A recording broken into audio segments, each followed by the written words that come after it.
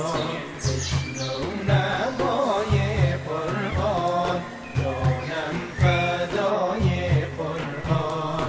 این جوهر جهانی باشد برای قرآن، باشد برای قرآن. درسی که درس دین است، شیرین و دلنشین است.